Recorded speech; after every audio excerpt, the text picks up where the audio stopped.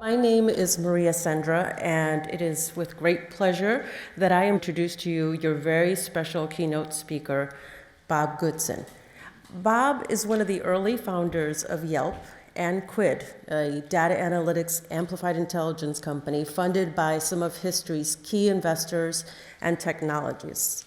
But Bob is a little bit more than that. This young man's ability to spot the future intrigued me, and as our relationship developed, I watched his ability to weave the past, present, and future into beautiful products that I know one day will be the topic of conversation in history.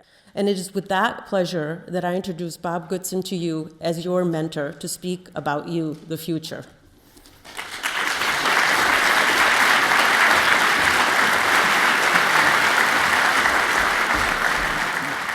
So thank you very much to Maria for that very kind and warm introduction.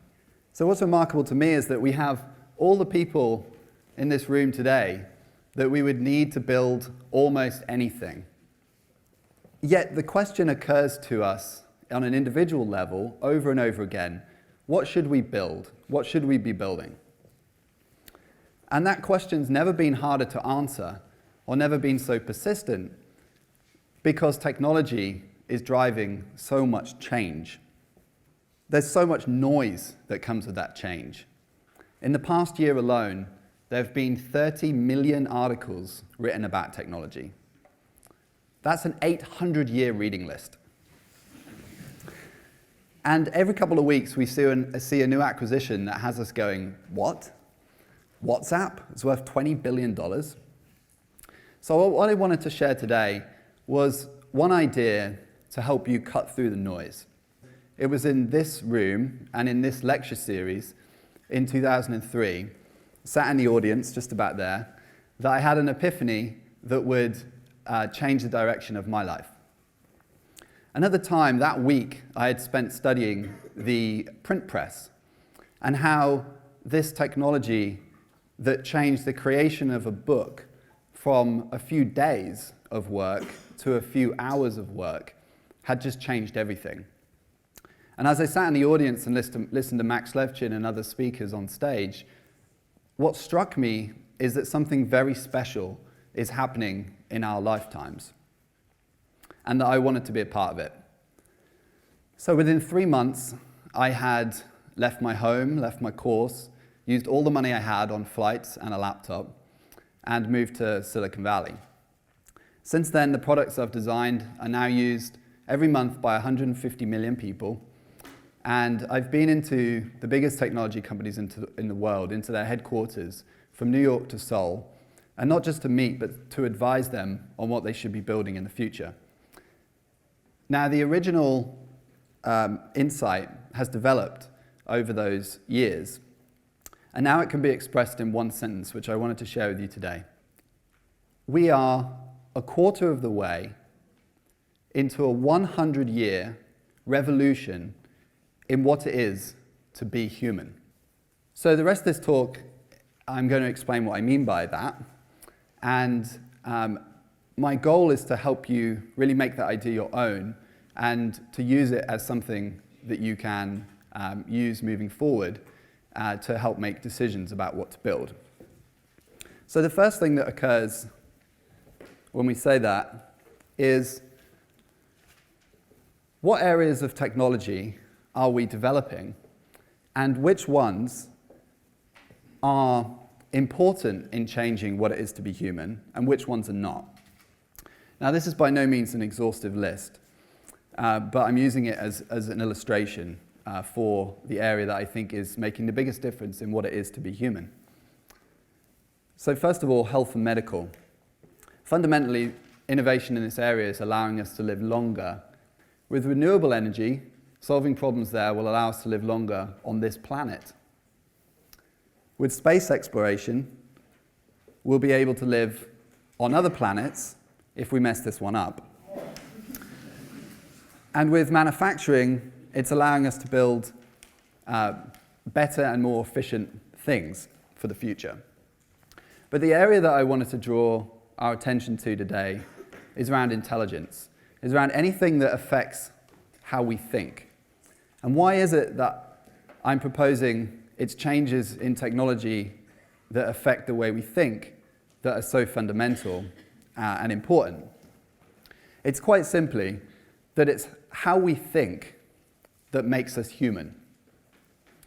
That's what differentiates us from other animals.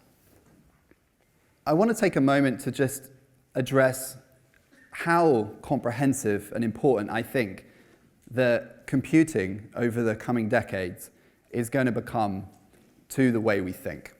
And to illustrate that, I want to do a 10-second experiment. And it's not really an experiment because I know the outcome, but I'm going to ask you to play along all the same. I'm going to ask everyone to close their eyes. And if for 10 seconds, I'm going to ask you to exist without language. And that means no texting, and it means no speaking, and it means no thinking without language. So if you would all close your eyes, please, at this point. And we'll begin.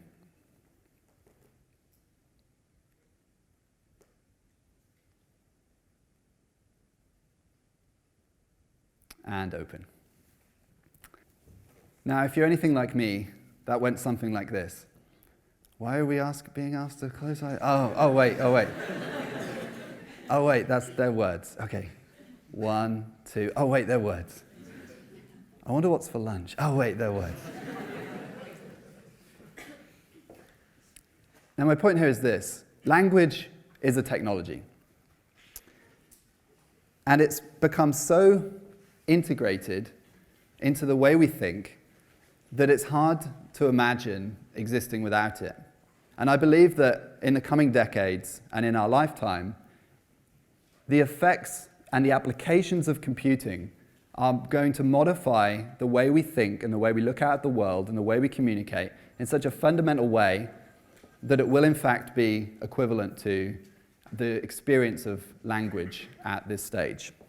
So now, I've said we're a quarter of the way into a 100-year revolution in what it is to be human. Now, I said a quarter, which means that we're already in the process of changing the way we think. And it may not feel like that. It may feel as though things are much the same as they were 20, 25 years ago as we've gone through this period, and perhaps that the things that we've been introducing are in fact incidental to the way that we think. So to illustrate this, I'd like to take us back to 1987. And yes, that's me, with my little sister and our Atari 130 XE. And my mum took this photo proudly because I'd just written my first computer program. I trained myself to do it using a book that had been left at the house, and I'd written a game. And my sister's playing the game, which is why I'm looking quite intently at the screen and watching her interact with it. And it took me weeks and weeks to write this game. It was an extremely painstaking process, and it kept my sister entertained for about 3 minutes. The reason it was so difficult is you had to write the entire program in one sitting and then save it to a cassette tape. And then it took 20 minutes to load the game from the cassette. And if there was a single syntax error, the program simply wouldn't load. You had no way of tracing what that syntax error was. So you can imagine it was a rather painstaking process, although a very rewarding one. So what I want to do is compare 3 functions of how we think from then to now and look at how they differ. And the 3 functions I want to compare are what it is to know things, to communicate, and to problem solve, which I think we'd all agree are a few of the capabilities of our intellect. Let's start with what it is to know. So in 1987, if we wanted to know something, from the time you thought, I want to know that, to the time that you could find out, the process was that we used libraries.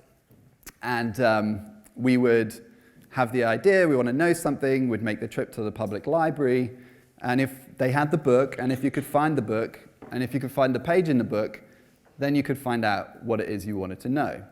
Let's call it a couple of hours in terms of the time lag from when you wanted to know something to when you could find it out. Now we're going to play a little game. I know usually people say put your phones away, but I'm going to ask you to pull your phones out. And I brought a stopwatch today for a reason. It's a Sunday morning, and some of you are a little blary-eyed, wondering why there's an overdressed sports teacher on stage. But this has a point. So I wonder if you could tell me the time in Seoul. First person to shout it out. What's the time in Seoul? 6:48 p.m. 6:48. 6:48 p.m. I think you were the winner. Okay, 7 seconds. Could someone tell me the closing share price of IBM on Friday?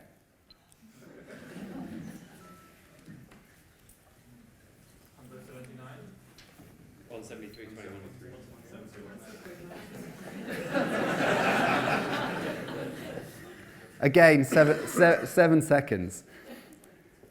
Very good. Now, could someone tell me the exact day of the Battle of Hastings? 14th of October, 1066. All right, 6 seconds.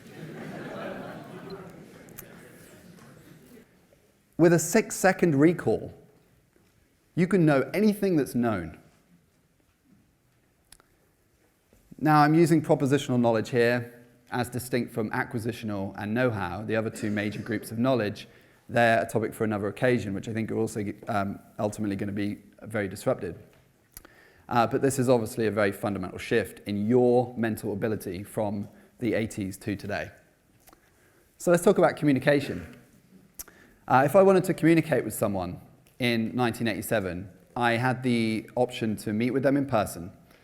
And growing up in a little village in Norfolk, that was a very small number of people that I had access to. The other option was to call them. So if you know somebody and you know their phone number, and they're by their phone, you could have an audio synchronous conversation with that person. Today, each of you here has synchronous and multimedia communication options with hundreds of people you know on a few-second recall. And not only for short text messages, but also for live video streaming, pre-recorded video streaming. You know, the number of ways in which we can communicate with them is massively increased.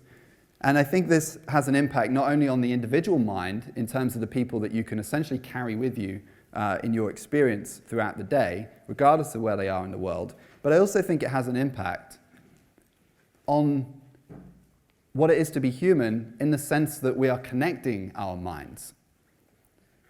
We are no longer such an independent entity as a mind, but we're moving towards being a collective entity, an entity that's fundamentally connected across the planet. And I think that actually has an impact on how we think about what intellect is. And the third area that I want to address in terms of capabilities is problem solving. This is problem solving with computers in the 1980s. The types of problems that were being solved were restricted almost entirely to numerical problems. We were using computers to run calculations on numbers. Well, I know that today, the most advanced organizations in the world are using computers in problem solving that go just massively beyond numeric information. The problem solving extends into areas that many of you probably wouldn't even imagine that computers are being used for today. And moving work streams and processes that used to take us weeks and months to figure out using manual methods down to hours and in fact days. So if you've read about anything in this space, you may well have read about Watson, IBM's largest research project in the last decade, and how they've built an artificial intelligence system for answering a range of complex problems. The recent thing that's been announced this year is that Watson has just been clarified by some of the top people in the culinary industry as being, in fact, one of the top chefs in the world. So now a computer holds that honor. And why? Because Watson's able to look at signatures deeply embedded in the chemicals and tastes of foods, and then create new combinations that no human has ever thought of, and yet taste amazing. So another example of this that I want to share is what's being done with Quid. So the United Nations identified a major problem recently, which is that there are some countries around the world that are having a very high resistance to adopting vaccines. And they identified 4 countries around the world, then this has a major impact on world health. So the question, if you want to address that, is what's going on in these countries? And what's the dialogue? What are people thinking and feeling about vaccines that are preventing them from adopting them? And you'd imagine the process you might use for that, right? You'd go to the country, interview people, run surveys. In that time, a lot of lives are being lost. Now I'll show you how they've been using Quid to solve that problem in minutes and hours instead of many months. So first of all, you can look at a country like Kenya and call up the nearly 1,000 articles that have been published in Kenya that mention the concept of vaccines. Now in this map, the algorithm has clustered the conversations so that each node is pulled together based on the similarity in the concepts and the ideas underlying the articles themselves to create this kind of visual map of the narrative within Kenya. Then we can use the clustering algorithm to identify the topics. So now you can see the top 10 topics that are being discussed in Kenya in recent months around vaccines. We can go a step further and say, where is the government communication? Where's the official communication about vaccines landing? And so highlighted here, somewhere in the middle, you can see that that's where the government communications are being addressed. But you can also see there's major areas of what people are thinking and feeling about vaccines in Kenya that are not being addressed. And so that creates opportunity, and it leaves us wondering kind of what areas of the dialogue are not being addressed.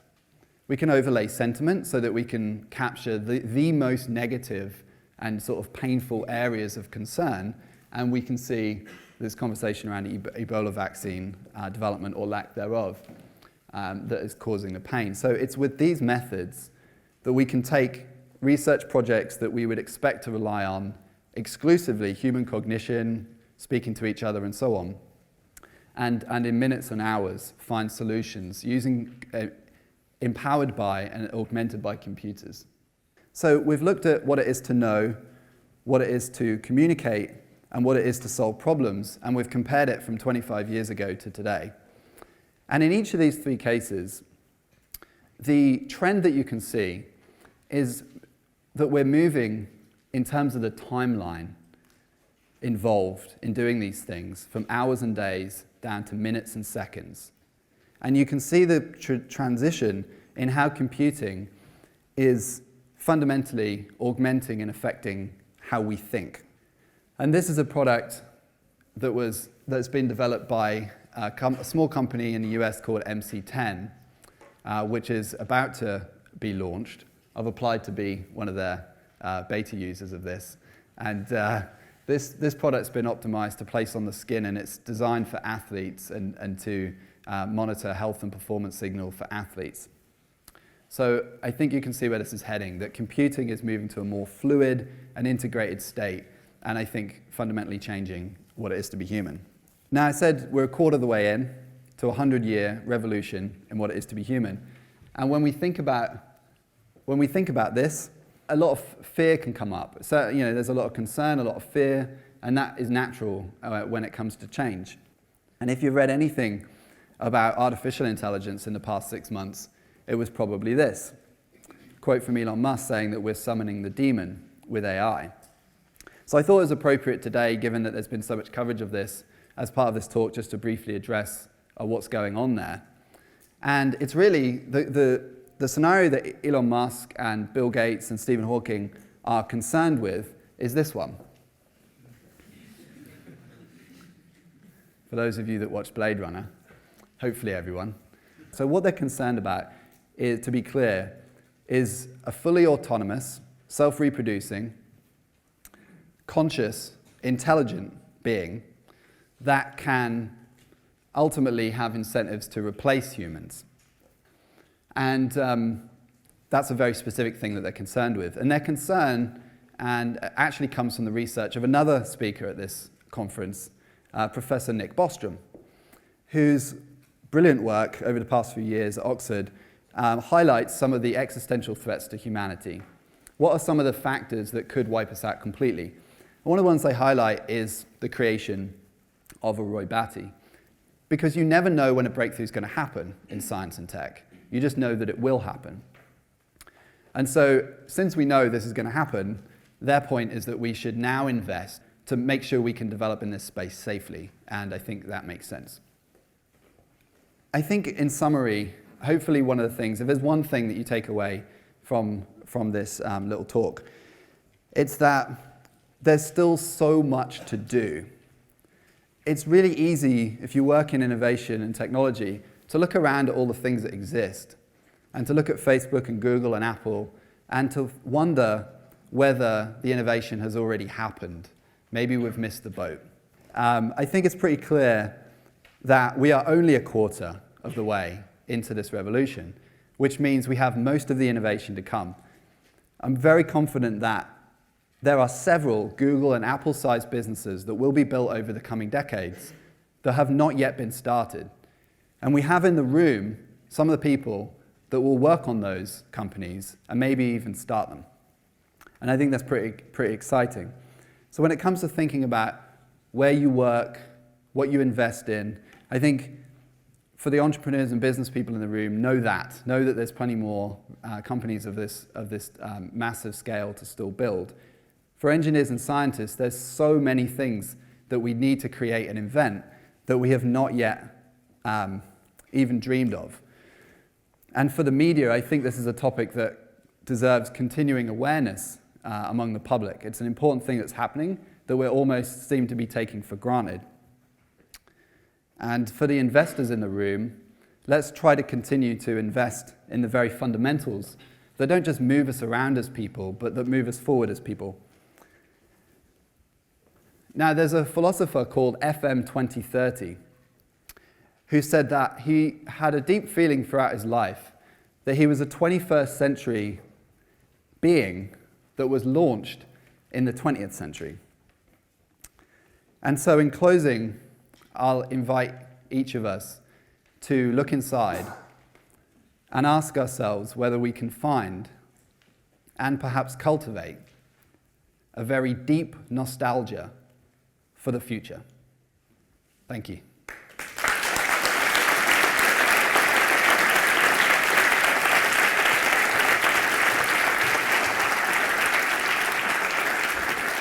We have some time for questions. So thank you for a great speech, first of all. Now going forward to found these next big companies and the new technologies and everything, what do you think are the big bottlenecks to make the next 75% of this vision a reality? Right. Yeah, I've been thinking about, I think about it a lot, right? Like, what are the different fundamental shifts? The best way I can describe that is something that may never be possible to build because the technology certainly doesn't exist today. But I think it's a guidepost that makes us think about a lot of things that could be built. And that's the integration of computing and thought. We've seen through those examples I gave, the timelines are coming down from days, hours, down to minutes, and now you're all on a 6-second achievement for naming any propositional knowledge. So what are the technologies that move us from 6 seconds down to milliseconds? Because right now you're in a conversation in 2015 and you want to interject some piece of information that you want to look up. You still have to pull out your phone and Google it, or however you look it up. And it still takes you 6 seconds, and there's an obvious pause in how you do that. So the methods that will allow us to have access to the world's information, to communicate, to problem solve as quickly as we can think or speak, and to integrate that with the human experience, I think is where we have bottlenecks. If we could do that, I'd just go do that, right? I'd just make that product. but the technology and the science doesn't exist. But we have the researchers in the room and at Oxford and other major research centres to be working on the fundamental problems to help make those technologies exist. I have a chip in my body, so I'm experimenting with Right. technology. You have a chip in your body. Oh, this is awesome. We have an augmented human here today. What's the chip do? I'm interested. Is it a health-related thing? So it's in my hand, so it allows me to enter my office building with just swiping, the door, and it opens. Does it really? And it also holds all my contact information, so if you have an NFC So phone, if you get lost, can just bip me. It's amazing. It's like And a it's- dog. It's like a dog collar, If he gets lost at night, people will be able to find you. This is really awesome. It also holds half of a master password to all of my online services. So if Right. I die, my wife has the other half, so she can read that out and close all my accounts. It's brilliant. I actually looked around before coming here, over the week, and I was trying to find a way I could get a chip. Because I thought it'd be really cool to just say, look, I have one. But we had someone here who's anyone else have chips in their bodies at this point? Oh no, you don't. You don't have a chip. You just have a question. Okay, we have a question at the back. We should send the mic. Why you did not mention even once Aristotle or philosophy or the humanities? Well, I did mention FM 2030. It's not Aristotle. I figured I'd mention a philosopher that you may not all be aware of. But is your point that the fundamentals of understanding thought started with the ancient Greeks, or like what's the... Well, I'm Greek. But so I don't have enough. I apologize for not mentioning the Greeks. Do you have time for one more question?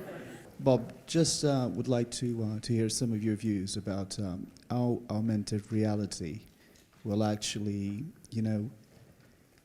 is it a concern, for example, in terms of separating humanity? For example, the most affluent that will have access to augmentation from the non-affluent, non-augmented, and the social problems that will create.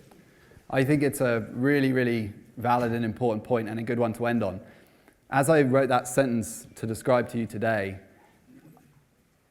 I first phrased it as an evolution.